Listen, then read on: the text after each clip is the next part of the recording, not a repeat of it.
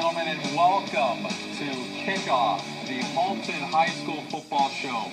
I'm Darrell Jordan Hicks, alongside Adam Puny, and we're going to be with you all season long, bringing you picks, highlights, all of the action from Halton High School football. It's going to be awesome. Let's talk a little bit about last year. The Nelson Lords had a Cinderella storybook season. They finished #1 in Canada, undefeated the entire year, winning the Metro Bowl in Toronto as part of the OFSA Bowl Series. How do they look going into this season, Adam? Well, they had a great year last year. There's no doubt about it. I mean, they pitched a shutout in the championship game. But, Darrell, I mean, this is probably Bob Stacey's biggest challenge in the last 30 years of coaching that he's had. He's got to replace 10 players. And not only does he have to replace 10 players, he's got to replace 10 quality starters. Let's start with Will Finch. I mean, all-world quarterback Will Finch led Team Canada to a victory in the U.S., in Texas, over the U.S. He's replaced by Eli Pallou. Now, big shoes to fill for Eli. I don't know how he's going to do it. Now, let's just talk a little bit about that, because Will Finch is just a phenomenal talent. I mean, he was the #1 quarterback in Canada. So I've heard several scouting organizations say that. Taking Team Canada down to Texas and defeating the United States on their home territory. I mean, these are big shoes to fill. Let's talk a little bit about Eli Pallou. What does Pallou bring to the table as a quarterback? Well, as a quarterback, he's a little bit inexperienced, Darrell, but for the most part, Eli Pallou is a heck of an athlete, just like Will Finch was. Eli Pallou just won a gold medal in the Summer Canadian Games in the shot put, and he finished 4th in the discus. So, I mean, this kid's an athlete. He's also a punter. He played receiver for them last year. He can do a lot of different things. So, you know, this guy's an athlete. And so, rather than ask him to fill Will Finch's shoes, why don't you just ask Eli Pallou to fill his own shoes, you know, and see what he's capable of. Now, in addition to Pallou, they lost Doug Corby, Josh Vanderweerd, Ben McGarry, Brad Taylor, Blake Culver, defensive captain Eric Jewell, Tanner Philp, Dave Schuta, and Joel Chapman. So, I mean, that's 10 players. And like I said, it's not just 10 players. It's 10 starters, 10 quality players to this lineup. So Bob Stacey really does have his work cut out for him this year. Absolutely. And, I mean, it is going to be a huge game this Friday, live on TV Cogeco, coming to you this Friday in high definition. It's going to be in HD this year. I mean, this is phenomenal steps forward for this high school football community that we have here in Burlington as well as Oakville. Let's talk a little bit about Friday's matchup. We have a rematch from last year's championship game. We have Corpus Christi versus the Nelson Lords. Adam, let's talk a little bit about this matchup. What do you see happening going into this game on Friday? Well, first of all, I can't tell you how excited I am to see this matchup. I mean, with Nelson rebuilding, so to speak, and Corpus Christi not losing too much. I mean, yes, they do lose Brett Blasco to the Calgary Dinos, and he's having a fantastic season to start it out there out in Calgary. But Corpus Christi was the only team last year that really gave Nelson any type of trouble. They lost in the final 28-13, and they lost earlier in the regular season. I believe it was 22-3. But those are the only 2 games that Corpus Christi lost. So if there were any time where Nelson was prime for the taking, I think it's the opener this Friday, and Corpus Christi has a really good opportunity to take that game.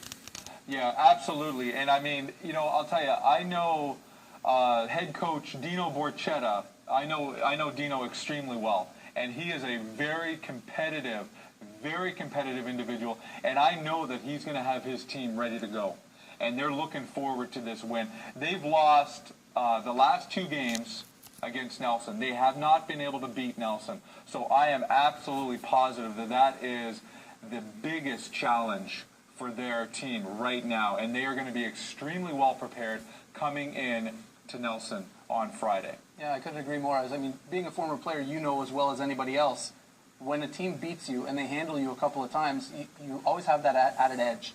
And it's a lot easier to get up for a game when you're playing the top level of competition. So, yeah, I see the same thing. I mean, I see Corpus Christi coming out strong and with a bit of an edge here, and we'll see what Nelson has for them. Absolutely. Now, let's talk a little bit about Coach Bob Stacey. All right, we always hear a lot about him. He's an absolute legend here in Halton High School sports, not only in football, tremendous basketball coach. He retired this year as a teacher. He's still going to be focused on coaching. He's still there for the students. He's still there for the community. But this is going to be a tremendous challenge, losing 10 players.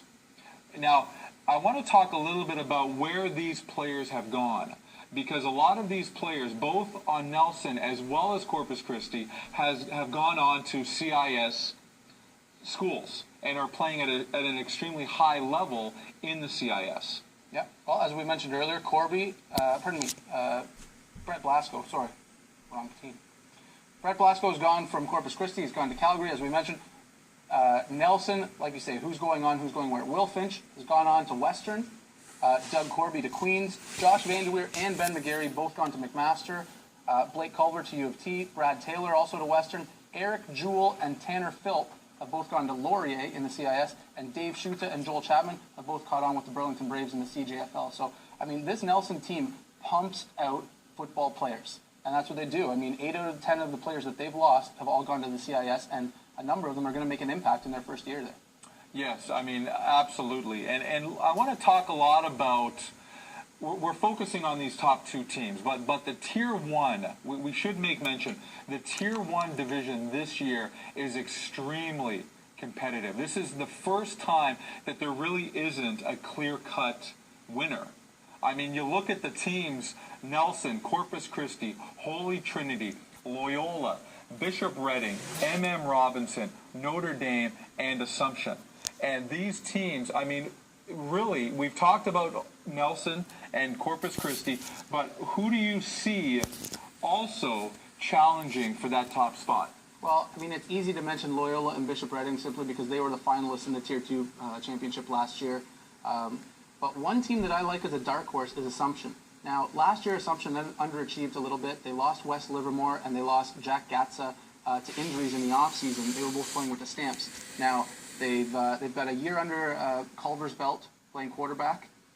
Damon Morgan returns, and they won the Junior Metro Bowl. Their junior squad won the Metro Bowl last year. And so a number of players moving up from that junior squad are going to have some championship experience, and I really think that they're going to play a big role in bringing Assumption back up to the top of this division. Absolutely, and I'll tell you, I know head coach Ivan Jurgen, as well as Dan Boying, also a coach on Assumption, will have those younger players ready to compete at the senior level. So I'm looking for great things coming out of Assumption. I also want to talk a little bit about Holy Trinity, because we've seen Holy Trinity around for a number of years. Head coach Joe Moscato has had tremendous success at Holy Trinity. The junior program has also done extremely well. So I could see Holy Trinity actually coming up and really surprising some teams this year. Yeah, absolutely. I mean, like you said, it's the first year in a long time that we're not able to say there's probably a clear-cut leader in this Tier 1 division. I mean, for the last 4 or 5 years, we've said pretty much nothing but Notre Dame and Nelson. I mean, those two teams have won the last 3 Metro Bowls combined, Ontario champions the last 3 years. What more can you say about that? And I think Nelson is going to have a similar challenge that Notre Dame had last year in that the cupboard is nearly bare. I know Bob Stacey tries to keep it well-stocked, but like we talked about earlier, those 10 players are all stud players.